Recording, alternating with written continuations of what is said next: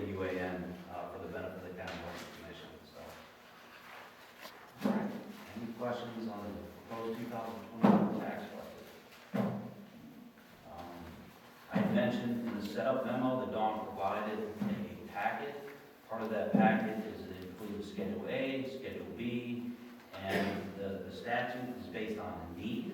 What do we need to spend our public tax dollars on? So we've also included the 2024 through 2028 capital plan organization that will be submitted to the county auditor, the county budget commission, along with our tax and budget submission. Before you leave, we have a resolution there for the county budget commission, so don't leave before signing all of our resolutions. Thank you. With that, I entertain a motion to approve. Make a motion. Second. Thank you. Any questions or comments? Not, call the vote. Mr. Legato? Yes. Mr. Stein? Yes. Mr. Bates? Yes. Mr. Greeno? Yes. And Ms. Carnavucci? Yes. Thank you. Next up is surplus property. Items are listed there. Entertain a motion to approve clearing those items surplus property. Make a motion. Second. Thank you. Any questions? Not, call the vote. Mr. Stein? Aye. Mr. Bates? Mr. Greeno? Yes. Ms. Carnavucci? Yes. And Mr. Legato? Yes. Next up, Commissioner's time. We have a presentation that I'm pretty excited about. So, and Rockstar Naturalist presented. So I want to introduce Linda Gilbert, one of our park naturalists. Linda is, I would go as far as saying, you probably agree, she's known in northeast Ohio, if not around the state of Ohio, for cultivating. She's laughing, so she's like, oh, maybe too generous, John. But for cultivating her knowledge and her skills in identifying odonata species. Our odonata are species of dragonflies and damselflies. So pretty excited. I haven't seen some good pictures in a while. So take it away, Linda. All right, well, good, and thank you for the invitation to come and talk to you today. I always like it when I get to talk about something I love. Dragonflies and damselflies are my thing. So, anyway, I've worked for the Park District for about 18 years. Most of that time has been in the Naturals Department, but I do occasionally get to cross over and help out my coworkers in the NRM department by doing some surveys, birds, insects.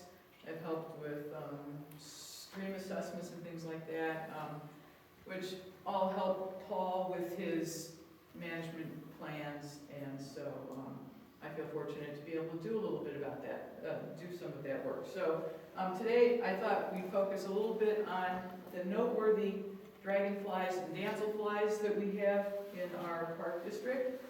And I don't know how much anybody really knows about these things, but the ones that I'm going to talk about today, I think are pretty important as far as indicating health of ecosystems and things like that. So anyway, dragonflies have been around a long time. They're in our fossil record. I would love to go back in time and see the one that had the 3-foot wingspan. That would be an impressive insect to see. This fossil from the Jurassic period basically is almost like the dragonflies that we have today. There's no difference there. So a little bit about their life cycle. You need to remember two things: the submarine and the helicopter. So the submarine form of a dragonfly, they're called nymphs. They live in the water from up to less than a month, maybe up to 6 years, depending on the species. At some point, they're going to crawl out of the water. They're going to break out of their submarine skin, and they will transform into the winged adult. And then you'll see them on the wing like some of them are now, zipping around the little ponds. They like rivers, streams, vernal pools, basically any wetland. And if they're lucky, they can live from a day up to maybe a month, if they're lucky, as the adult. So some dragonflies and damselflies can be indicators of healthy and or unique habitats, especially dragonflies that are more specialists, and so with these specialist dragonflies, it's the needs of the aquatic nymph that dictate the wetland type. So I thought we'd talk a little bit about some of our uncommon, threatened, listed species of dragonflies and damselflies, and the habitats that they use, and the fact that our parks are providing critical habitat for these critters to survive. So let's start with dragonflies that like large, pristine rivers. We have, the Cuyahoga River that runs through our park. We have tributaries to the Chagrin River. We have tributaries to the Grand River. And so there are some dragonflies that will utilize this habitat. And so here's two of them. This one on the lower left corner there is the stream cruiser. It was a new county record last year. Unfortunately, I did not find it, which sort of annoyed me. But anyway, somebody found it at Veterans Legacy Woods. So we don't have many reports of that species in our county. So Veterans Legacy is protecting that little area along the Cuyahoga River, right? Is that right? Is it Cuyahoga? Okay, got my rivers right. Protecting that species there. And then this one right here, this hybrid river cruiser. So we have in our area the Royal River Cruiser, which is the standard one that we get here. This one is a hybrid. I photographed this along the trail at Welton's Gorge, which is again near the river. And there's a little issue with this one. So the two species that make the hybrid, which is the Gilded River Cruiser and the Royal River Cruiser, we don't have any records for the Gilded River Cruiser in Geauga County. So if we don't have that, how can we have the species that's made by these two dragonflies?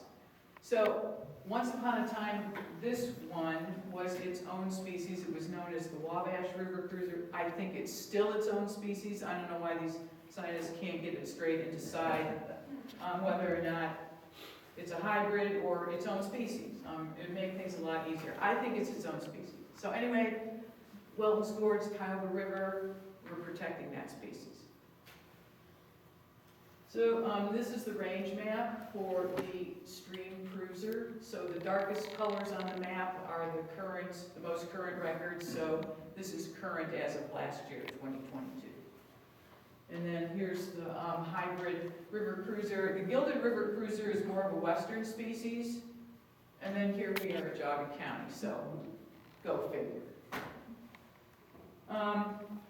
This is an endangered species, the river jewel wing, and it needs river areas. This particular species is associated with a plant called eelgrass, and the only location for it in Ohio is in Geauga County. And we have 2 parks that are protecting this species. I did a little map. This is about a 5 or 6 mile stretch of the upper Cuyahoga River, starting with Russell Park. I've seen them at Russell Park. They've been noted at the Rapids Road Bridge where the river crosses. I found one at the Hodges Road Bridge. People see them regularly at the Kinsman Road Bridge, 87. And then a couple years ago, somebody found one at Veterans Legacy Woods. So as far as we know, this is the only stretch in Ohio that supports this species. How cool is that? And they're never numerous. When I see them, I see 1 or I see 3.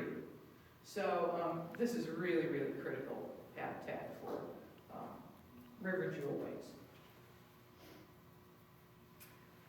Here's our endangered rat-tailed emerald. We have 2 parks that protect this species. Burton Wetlands and Pine Brook Preserve. This critter needs boggy wetlands in order to survive.